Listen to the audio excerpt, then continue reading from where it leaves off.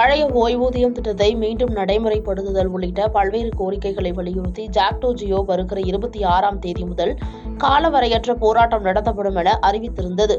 இந்நிலையில் ஜாக்டோ ஜியோ அமைப்பு நிர்வாகிகளுடன் பேச்சுவார்த்தை நடத்த தமிழக அரசு முடிவு செய்துள்ளது. அதன்படி இன்று அமைச்சர் ஏவா வேலு அலுவலகத்தில் நடைபெறவுள்ள பேச்சுவார்த்தையில் கலந்து கொள்ள ஜாக்டோ ஜியோவின் உயர்மட்ட குழுவின் 30 பேருக்கு அழைப்பு விடுக்கப்பட்டுள்ளது.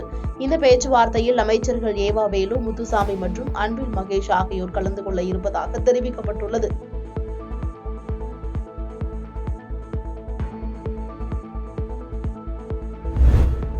இமாச்சல பிரதேசத்தில் விபத்தில் சிக்கி மாயமான வெற்றி துரைசாமியின் உடல் மீட்கப்பட்டுள்ளது.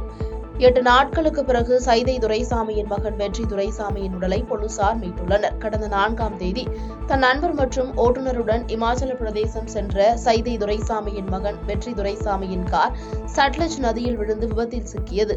விபத்து நடந்த இடத்திலிருந்து சுமார் 2 கிலோமீட்டர் தூரத்தில் வெற்றி துரைசாமியின் உடல் மீட்கப்பட்டுள்ளது. தற்போது உடல் பிரேத பரிசோதனைக்கு பிறகு சென்னை கொண்டுவரப்பட உள்ளது.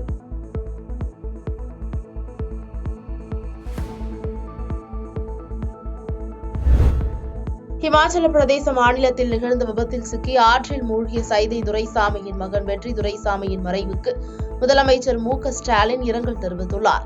இதுகுறித்து அவர் வெளியிட்டுள்ள இரங்கல் செய்தியில், இமாச்சல பிரதேசத்தில் நடந்த கார் விபத்தில் சென்னை மாநகராட்சி முன்னாள் மேயர் சைதை துரைசாமி மகன் வெற்றி துரைசாமி உயிரிழந்து அவரது உடல் கண்டெடுக்கப்பட்டுள்ளது குறித்த செய்தியை பார்த்து அதிர்ச்சியையும் மிகுந்த வேதனையும் அடைந்தேன்.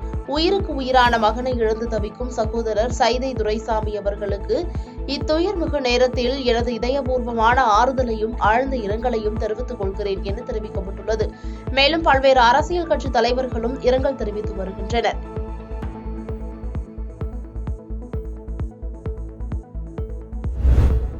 பாகிஸ்தானில் ஆட்சி அமைப்பதற்கு 133 எம்பிகளின் ஆதரவு தேவை. ஆனால் தேர்தலில் எந்த கட்சிக்கும் இந்த பெரும்பான்மை பலம் கிடைக்காததால் புதிய அரசு அமைப்பதில் சிக்கல் ஏற்பட்டுள்ளது. எனவே கூட்டணி அரசு அமைப்பதற்கான பணிகளை அரசியல் கட்சிகள் தொடங்கியுள்ளன.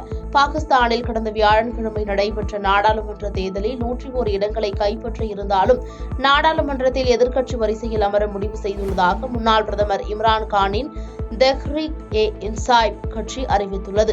இதுகுறித்து அந்த கட்சியின் மூத்த தலைவர் கூறுகையில், பாகிஸ்தான் முஸ்லிம் லீக் நவாஸ் பாகிஸ்தான் மக்கள் கட்சி ஆகிய இரு கட்சிகளுடனும் எங்களுக்கு கொள்கை முரண் உள்ளது. எனவே இதில் எந்த கட்சியுடனும் இணைந்து ஆட்சி அமைக்க மாட்டோம். அதைவிட நாடாளுமன்றத்தில் எதிர்க்கட்சி வரிசையில் அமர்ந்து விடலாம் என்று முடிவு செய்துள்ளோம். புதிய நாடாளுமன்றத்தில் ஒரு பொறுப்பான எதிர்க்கட்சியாக பிடிஐ செயல்படும் எனவும் தெரிவித்துள்ளார்.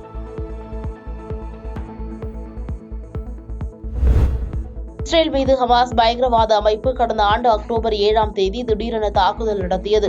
இந்த தாக்குதலில் இஸ்ரேலை சேர்ந்த மக்கள் 1200 பேர் உயிரிழந்தனர். 250 பேர் பணைய கைதிகளாக சிறைப்பிடிக்கப்பட்டனர். அவர்களில் சிலர் விடுவிக்கப்பட்ட போதிலும் 130க்கும் மேற்பட்டோர் ஹமாஸ் அமைப்பின் பிடியில் உள்ளனர். ஹமாஸ் பயங்கரவாத அமைப்புக்கு எதிரான போரானது 4 மாதங்களுக்கு மேலாக தொடர்ந்து வருகிறது. காசாவில் உள்ள 23 லட்சம் பேரில் பாதிக்கும் மேற்பட்டோர் இஸ்ரேல் ராணுவ ஆக்கிரமிப்பால் எகிப்து எல்லையை ஒட்டிய பகுதிக்கு புலம்பெயர்ந்து சென்றனர். இந்நிலையில் பணைய கைதிகளை மீட்கும் நடவடிக்கையாக ரபா நகரில் இஸ்ரேல் வான்வழி தாக்குதல் நடத்தியது. இந்த தாக்குதலில் குழந்தைகள் மற்றும் பெண்கள் உட்பட 50 பாலஸ்தீனர்கள் உயிரிழந்துள்ளதாக தெற்கு காசா நகரமான ரபாவில் உள்ள மருத்துவமனை அதிகாரிகள் தெரிவித்துள்ளனர். இந்த நடவடிக்கையில் 2 பணைய கைதிகளை மீட்டுள்ளதாக இஸ்ரேல் ராணுவம் தெரிவித்துள்ளது.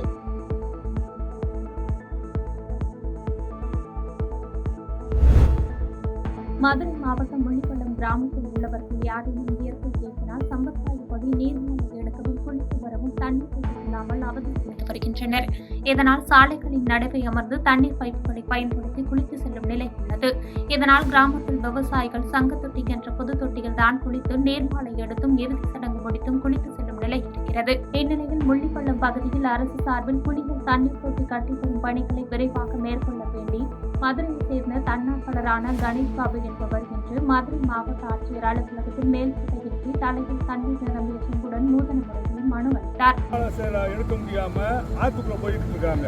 இப்ப ரோட்ல நேரத்தெல்லாம் பாத்தீங்கன்னா ரோட்ல வந்து தீப போட்டு குளிச்சுட்டு இருக்காங்க. அதனால மாவட்ட ஆட்சித்தலைவர் கவனத்துக்கு தண்ணி வேணும். அதாவது இப்ப நான் ஒரு மாற்றுத்திறனாளி, என்னை மாதிரி வயசானவங்களும் அந்த ஆத்துக்குள்ள எப்படி போவாங்க? அதனால முள்ளிப்பாளையம் பகுதியில் உடனடியாக அந்த தொட்டியை தட்டி தரணும். மயானத்துக்கு போற முன்னாடி அதே மாதிரி மயானத்துல அடிப்படை வசதியே இல்லை, அந்த அடிப்படை வசதி தரணும். புதுக்கோட்டை மாவட்டம் வேங்கிப்புயல் கிராமம் ஆதித்தாக்குடர் காலனியில் உள்ள மேல்நிலை நீர்த்தேக்க தொட்டியில் மலம் கலக்கப்பட்ட விவகாரம் பெரும் அதிர்ச்சியை ஏற்படுத்தியது. இந்த வழக்கில் சிபிசிஐடி போலீசார் விசாரணை மேற்கொண்டு வருகின்றனர். இந்த வழக்கில் அறிவியல் பூர்வமான விசாரணைக்கு திட்டமிட்ட சிபிசிஐடி போலீசார் 31 பேருக்கு டிஎன்ஏ பரிசோதனை மேற்கொண்டனர். இவர்களிடம் சேகரிக்கப்பட்ட ரத்த மாதிரிகள் சென்னையில் உள்ள அறிவியல் ஆய்வகத்திற்கு அனுப்பி வைக்கப்பட்டு ஆய்வு செய்யப்பட்டது. இதில் வேங்கி புயல் குடிநீர் தொட்டியில் சேகரிக்கப்பட்ட மாதிரியுடன் சேகரிக்கப்பட்ட ரத்த மாதிரிகள் ஒத்துப்போகவில்லை என தெரிவித்துள்ளது. இந்நிலையில் சிபிசிஐடி போலீசார் அடுத்த கட்ட முயற்சியாக வேங்கி புயல் மற்றும் இறையூர் முத்துக்காடு ஆகிய பகுதிகளைச் சேர்ந்த 10 பேருக்கு உண்மை கண்டறியும் சோதனையை நடத்த புதுக்கோட்டை வன்கொடுமை தடுப்பு நீதிமன்றத்தில் மனு தாக்கல் செய்தனர். இந்த மனுவை இன்று விசாரித்த நீதிபதி ஜெயந்தி சிபிசிஐடி போலீசார் தாக்கல் செய்த மனுவை தள்ளுபடி செய்து உத்தரவிட்டார்.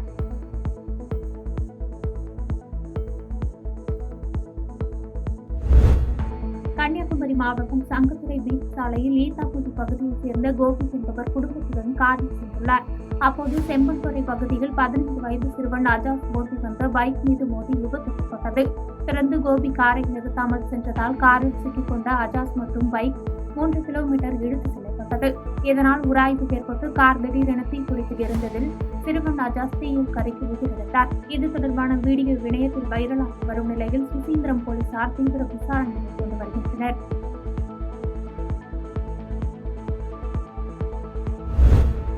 ராமநாதபுரம் மாவட்டம் கமுதியில் கட்சி நிர்வாகியின் புதிய இல்ல திறப்பு விழாவிற்கு தேமுதிக விஜய் பிரபாகரன் வருகிறார். பின்னர் மேடையில் பேசிய விஜய் பிரபாகரன், தேமுதிக 2.0 புண்ணிய பூமியான ராமேஸ்வரத்தில் இருந்து தொடங்கியுள்ளோம். பிரபஞ்சம் இருக்கும் வரை தேமுதிக என்ற கட்சியும் முரசு என்ற சின்னமும் இருக்கும் என்று தெரிவித்தார்.